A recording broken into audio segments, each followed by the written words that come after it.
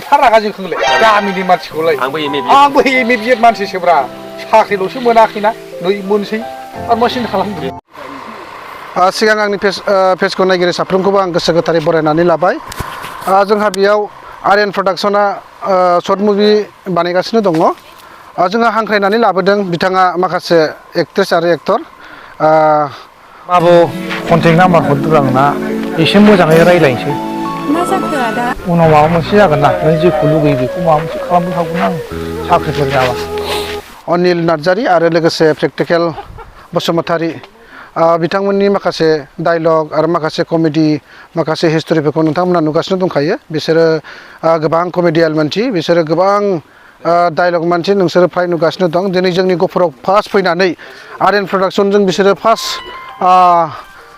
short movie बानायदों बेनि थाखायनो आसा खालामो साफ्रोमबो नायगिरि नोंथांमोना हाजासे शेयार खालाम आरो जितु आर्यन प्रडाक्शन बिथाङा इउटुब चेनेल खुलिबाय बेनिखायनो आसा खालामो नोंथांमोना हानायमानि सापर्ट खालामलाय गावजों गाव दायो नै सोलिगासिनो दङ शुटिंआ अन्नानै एसे भिजुवेलि लानानै माखौ नायबाय थाखो बेनो जोंहा रबिन नार्जारि बिनिनो अफिसियेलि शर्ट मुभि सोलिगासिनो दं बेनिखायनो आसा खालामो नायग्रा नोंथां साफ्रोमबो हानायमानि